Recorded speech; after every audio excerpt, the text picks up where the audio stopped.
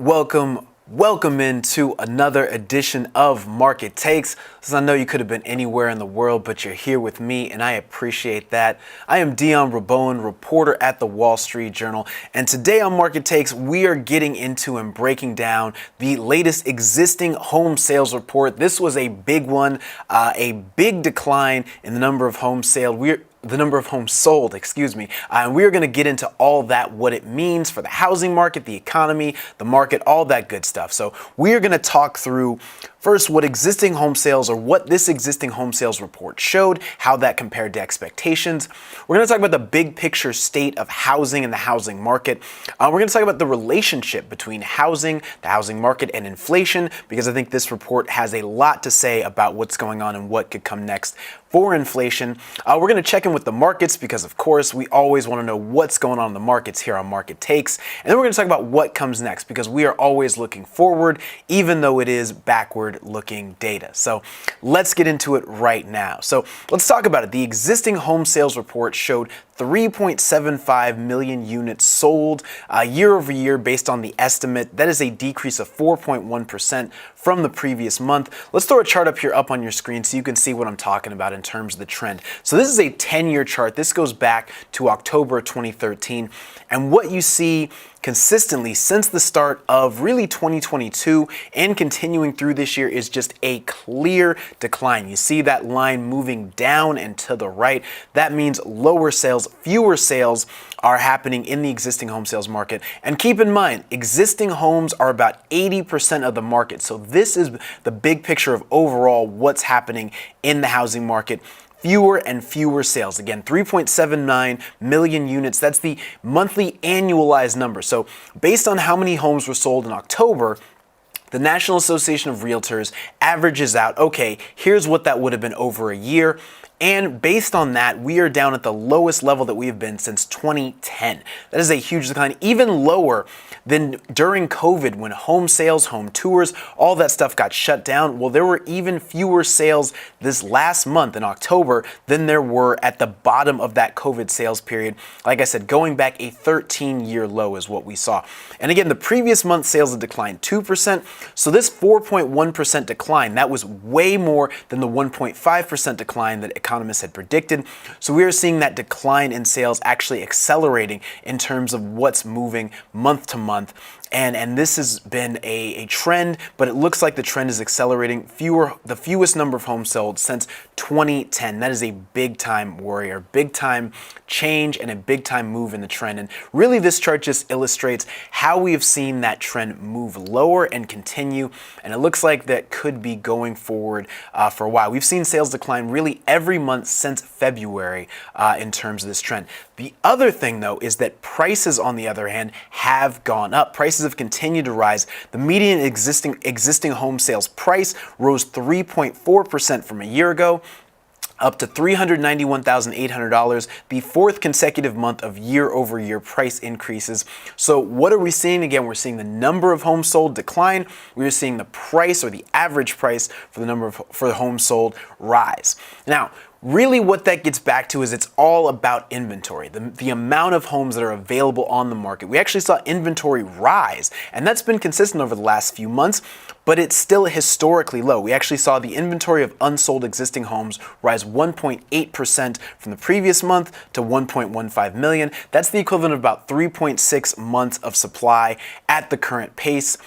Big picture, usually in a healthy home market where, the traditional home market that we've seen over the past 20, 30, 40 years, you got about 6 to 9 months of inventory on the market. Now we've got 3.5 months, a little more than that. And again, that's been rising from 3 months, which was a record low. We saw that back in 2022. But as these mortgage rates have risen, we have seen fewer people listing their homes, because people say, well, usually when you're going to sell your house, you're going to want to buy another house. And if I've got locked in a 3% mortgage rate, either I bought in 2020, 2021, 2022, or I refinanced during that time before rates went up, well, if I buy a new house or an existing house, a new house to me, I'm going to have to pay 7.5%, 8% rates. We're going to talk about rates in just a minute. Also remember that the price does not account for rates. This is just the price of the home. So when you're financing, as most Americans do when they buy a house, you are paying significantly more than you would have been 2 years ago. Not only because the rates are much higher, but because those prices have continued to rise higher. And again, over the past few months, we have seen that.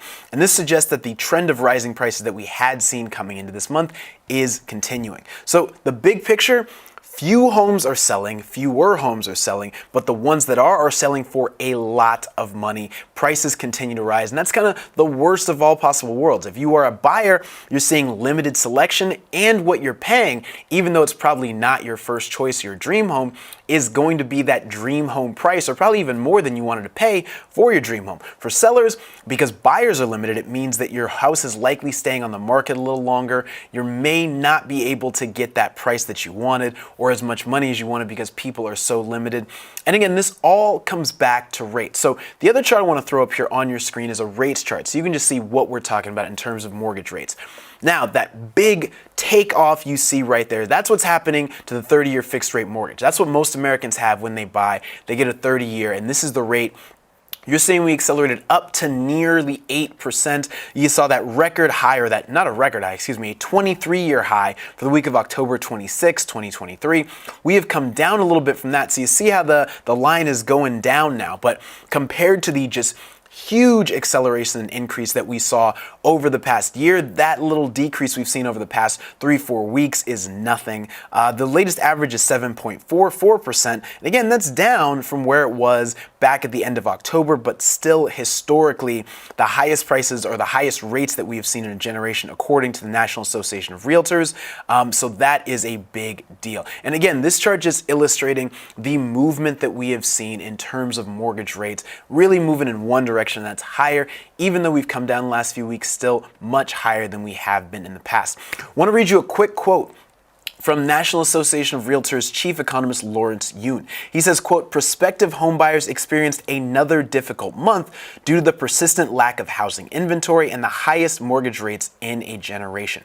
Multiple offers, however, are still occurring, especially on starter and mid-priced homes, even as price concessions are happening in the upper end of the market." Like I said, if you've got a house you're trying to sell for $750,000, $900,000, over $1 million, you're generally having to give price concessions rather than having people, get into bidding wars and getting 3, 4, 5 offers.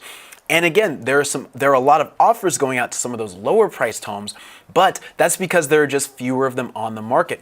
Also, you're having people sort of having to bail out or bow out after they've put in an offer because they can't get financing, because the monthly price, which is what everything comes down to, because of high mortgage rates, is pricing people out. So someone who thought they could afford a $500,000 home, well, now they can't because the mortgage rate is up at 7.5%, and that's going to make their monthly payment a lot more than what they would have anticipated even just a few months ago when they probably started this home purchasing process. Because remember, folks going out looking for a home, this can be months on end, and you can keep looking. You finally settle on a house and, oh no, well, mortgage rates have gone up by 1 percentage point, and now you can't afford that house that you thought you could just a few months ago.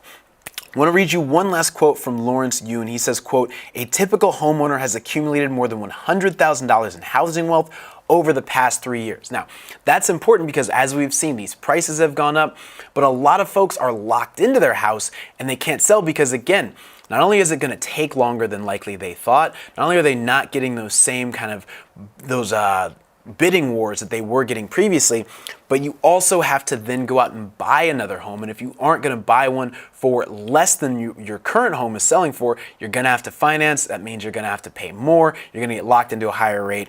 That's big. That all makes a big difference, and that's what we're seeing in the housing market. So, big picture, what does this mean for inflation? Well, this report shows that U.S. consumers are still paying high prices for housing. They are not deterred, but there are fewer buyers out there. In the big picture, let's talk about rent. Because housing prices aren't just about housing. This has a direct correlation to the price of rent. My colleague Will Parker had a story out this morning talking about how single-family home rents are rising more than apartment rents this year. And that's thanks in part to tenants who are paying large increases because they want to buy, but they can't because that existing, whether it's the down payment or what the monthly payment is going to be, well, you would pay $3,500 a month, let's say, to buy a house and get that mortgage. Well, now you're going to have to pay a lot more for whoever did buy that house and is putting it on the market. So that's raising up the prices of monthly rents in terms of single family homes. The average mortgage payment is 52% higher than the average monthly rent check. That's according to real estate brokerage firm CBRE. Affordability, as measured by the ratio of income to home purchase cost, is at the worst level ever. That's for buyers since 1985, since at least 1985, according to John Burns Research and Consulting. So what does that tell us? It's harder for people to buy houses. Homes are costing more, mortgages are costing more, and people aren't buying. That's what we see when we look at that chart, which is just showing us existing home sales at the lowest level in more than, or at least 13 years. So listen, we've talked about this on Market Takes. This relates to inflation because when people are paying more for rent, they're paying more to buy a home, well, that pushes prices higher. And we have seen a moderation, as in a slowing down of the increase in housing costs. Just a few months ago, housing costs were accounting for 90% of the increase in inflation in CPI. We have seen that come down in the last few months, but as we are seeing mortgage rates continue to rise, as we see housing prices continue to rise, we could expect to see that inflation component of shelter or housing rising and pushing inflation up higher. Remember, the markets got very excited about the decline in the latest CPI for inflation. Well, the market's going to want to keep its eye, and if you're an investor, you're going to want to keep your eye on what's going on with housing, what's going on with existing home sales, because this relates directly to that. Speaking of, let's take a look at what's going on in the markets. Let's throw up here on your screen so you can see what we're looking at. Now, stocks right now are down for the day. We got the Dow, the S&P, and the NASDAQ all negative. The NASDAQ down by 0.75%. Want to put your eyes on gold right here because we are seeing a big day for gold. Gold price is really just taking off, and that's generally a sort of bearish indicator. But the movement we're seeing in gold prices is pretty significant. But what it's all about when it comes to housing, it's all about bonds. As you know, the 10-year yield, which is most correlated with those mortgage rates, has declined. And I want to throw up here what you're seeing right now is the 3-month chart. So you've seen mortgage rates, or sorry, not mortgage rates, the 10-year treasury yield rise almost to 5%. Back in mid-October. And since then, we've really seen a consistent decline in terms of 10-year treasury. So you can expect those mortgage rates to start to come down a little bit. But we're still going to be seeing, we're not seeing a decline that would indicate a slowdown or a decrease in mortgage rates to levels that we had seen a couple years ago. Right, and we're seeing across the board more bond yields coming back down, but remaining high, especially here in the 2-year yield. We've seen that come down in the last 3 months, but not really significantly. And when you look at the shorter dated, all those related most to what the Federal Reserve is going to do or what investors think the Federal Reserve is going to do, those have come down, and we can expect to see mortgage rates come down, but nothing really consistently. I want to also show you the WSJ Dollar Index. Again, what we see here is just a consistent theme of yields coming down, bond yields coming down, the dollar coming down. And when we check out commodities, let's throw this up here on your chart right here. You see the same thing when you look at crude oil prices. Those have been coming down. So there is some momentum to push and bring inflation back down, but those housing costs, right? Those housing costs could be a force in the opposite direction, potentially pushing inflation back higher or keeping inflation from falling as much as it otherwise would. And really the market's just kind of illustrating overall investor sentiment, investors' belief about this inflation trend, but keep an eye on housing. Housing is huge. Housing makes up 40% of the CPI index. It makes up a big chunk of the PCE inflation index that the Fed watches. So housing is going to be a big piece of the overall inflation puzzle. Keep your eye on that. And again, we are seeing, like I said, lower sales, but higher prices. And when there's lower sales, well, that's keeping inventory levels down. And that means that prices continue to stay elevated, even though you're not seeing as many sales. What to watch for next? The University of Michigan's Consumer Sentiment Index is out on Wednesday. Been talking a lot about consumer sentiment because it has been low and falling, even as inflation really has been turning lower. So that's something that we'll definitely want to watch out for. We've seen gas prices come down, oil prices come down. Maybe that could give consumer sentiment a pickup, as we've seen also stock prices rising higher. Definitely want to keep an eye out for that on Wednesday. The PMI report, Purchasing Managers Index, that's coming out on Friday. That's going to be big for inflation expectations because it's going to tell us what businesses are doing, what they're seeing, and what they expect. And of course, next week, we've got the PCE report, the Fed's favored gauge of inflation. That's coming out next Thursday, November 30th. We'll be right here for Market Takes. We hope you'll join us for that. Last but not least, for more, check out my podcast, WSJ's Take on the Week.